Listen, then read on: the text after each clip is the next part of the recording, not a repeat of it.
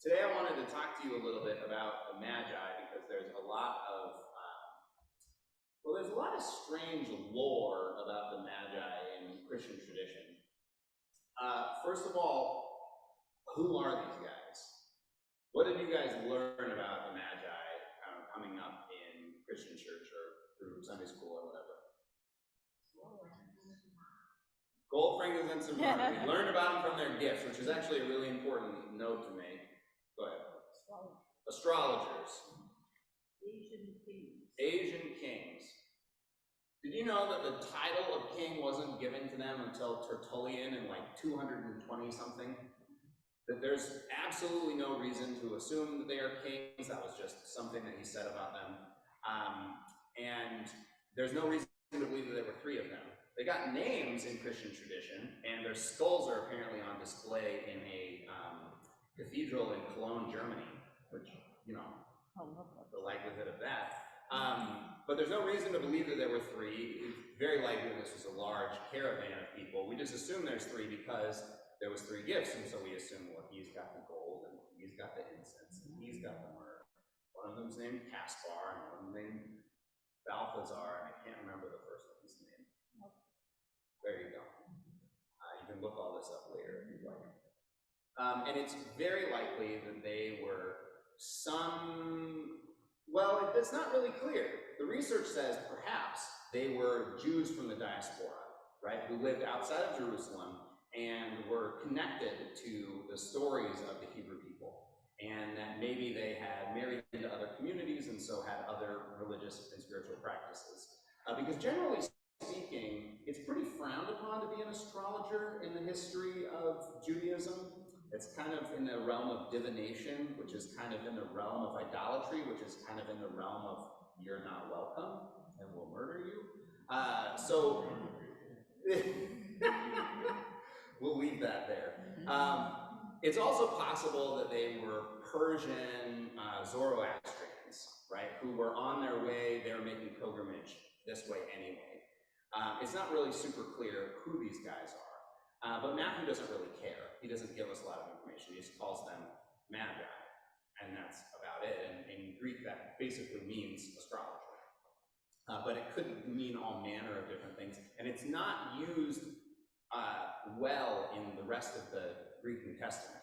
Usually that's Paul uses the word magi, the Greek word, to talk about divination and sorcery and people that deserve death. So it's a mixed bag, which is actually Matthew's whole game, right? How many times has he put kind of mixed heritage people a little unsavory into the mix to remind you that Jesus isn't as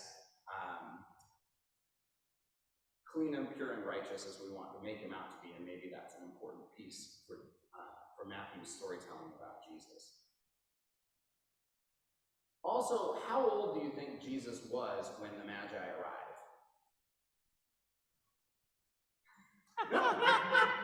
Usually we have this image of them like showing up with the shepherds, right? Like he's just born, and then all of a sudden they just happen upon him.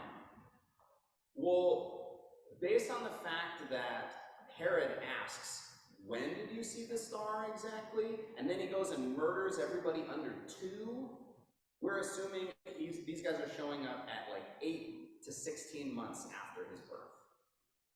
That it's been a minute.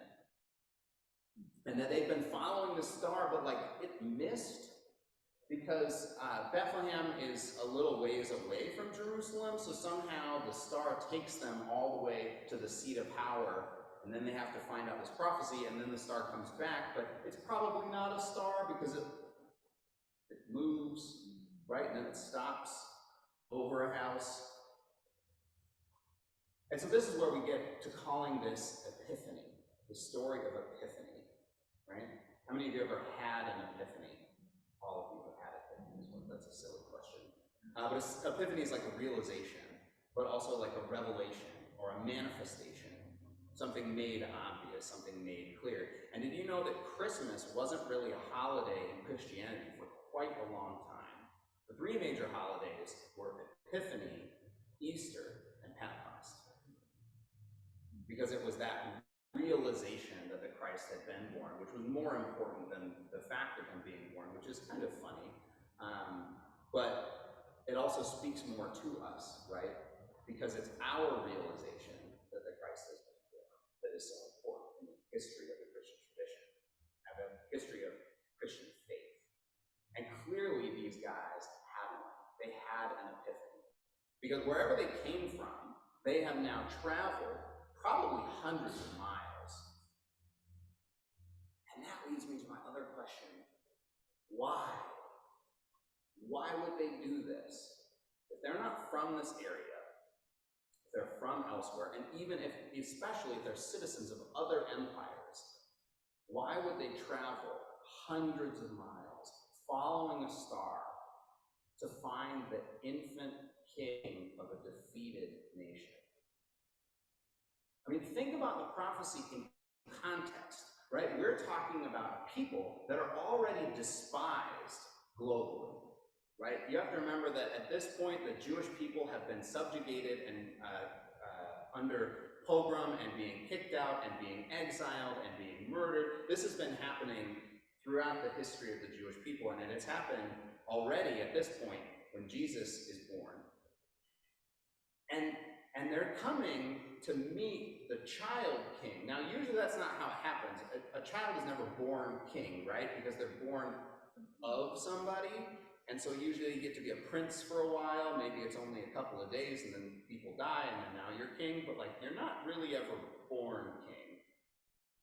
So here they are seeking out this infant king of a defeated people that are largely despised in the region. Why?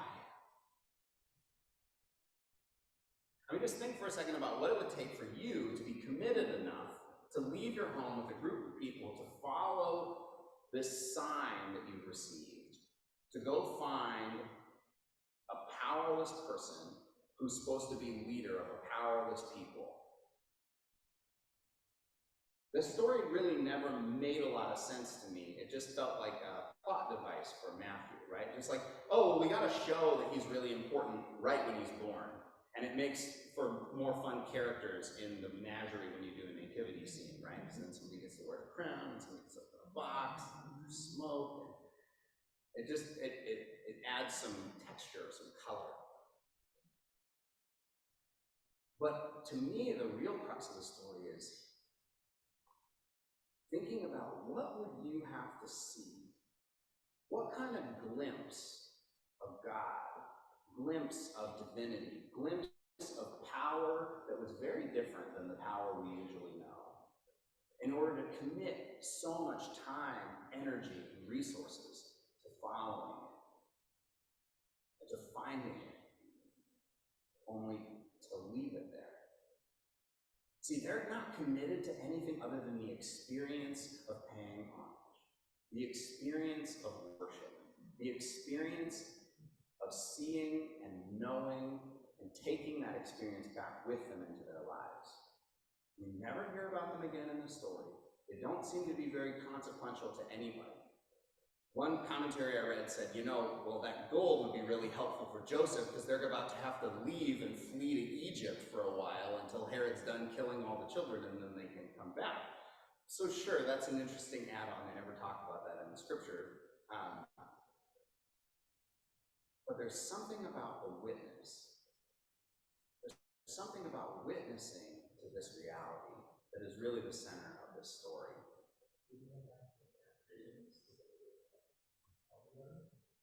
I mean, scripture doesn't say anything. There is all kinds of legend and non-canonical writings about them. And like I said, they've got names, they've got backstories. If you want to read the Book of Lamb by Christopher Moore, there's a whole massive backstory to Balthazar that's hilarious. But it's, it's neither here nor there. But that's the thing, is we want there to be more story. We want there to be more story about these guys. Why? Because we want to know that encounter, that worship, impacted them in some way. And so we almost have to invent a story about them because we have to know, just like for us, well, what does it mean for us to have this encounter of worship, to catch this glimpse of something worth committing to, some sign that's worth following? Is there some encounter that you've had with truth or beauty or integrity, something that's been calling you forward? You don't have to think about this globally in your whole life. You can think about it in a particular relationship or a particular situation or setting that you're in. Something that's calling you to move into that discomfort, calling you forward into that relationship, not really knowing what's going to happen, not necessarily believing it's going to change, but that you somehow must take the next faithful step. You know, it's amazing to think about these guys doing this, following this sign, making this huge commitment, only just to witness, to go. It must have been a powerful experience for them. How many of you have ever experienced an omen or some kind of thing happening out in the world that told you either you were on the right path or you needed to turn around? I fully believe in omens. Every time I see a bald eagle flying overhead, I am almost always pondering something really important. You could say that I think all my thoughts are important, and that just puts an exclamation point on it. But you could say that. There's another woman that I know through this church who regularly finds feathers, but not just on the ground feathers, in her car, randomly in her glove box one time. And to her, that's the sign that there's an angel present, participating in her life.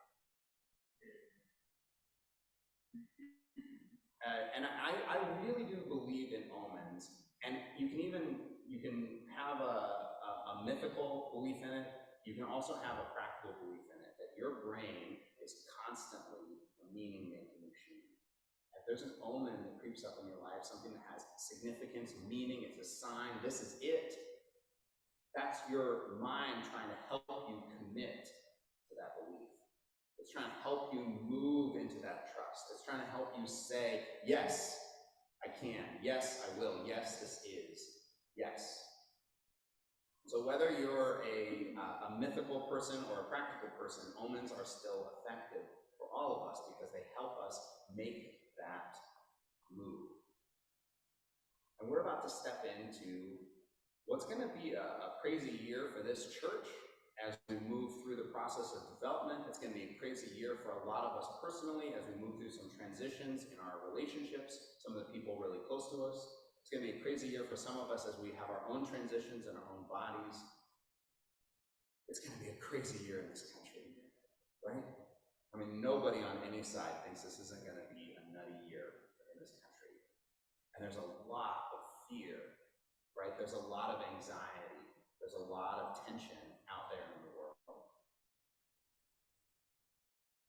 And so Jan Richardson, in this poem, is asking us, what do we need to hold on to go through this next step? And some of us, the question is, what do we need to let go of in order to take the next step in our journey? And then maybe some of us still need to ask, what's the sign? What's the glimpse? What's the guiding star that I need to follow as I step into this next thing? Maybe we're not even sure what that is. Maybe we're not even sure what it is that's going to orient us, that's going to call us forward, that's going to give us moral clarity about the next thing to do. What is the gift that only you can give in this next period of time? Because God didn't make no junk. It's a sign that was above my pastor's door in Bellingham. And what that meant to me was every one of us is being guided. Every one of us is being led. Every one of us has the presence of God in our lives. It just manifests differently because our call is different, because our location is different. The possibilities are different, but nobody's done until you're done, right? You can check out any time you like, but you can never leave. Well, that's not a good connection. I guess what I mean is that you always have a possibility to impact reality, which means God is always at work in your life, because there's always something, somewhere, where you can pour out more hope, more peace, more joy, more love. make the world a little bit more of what God's looking for.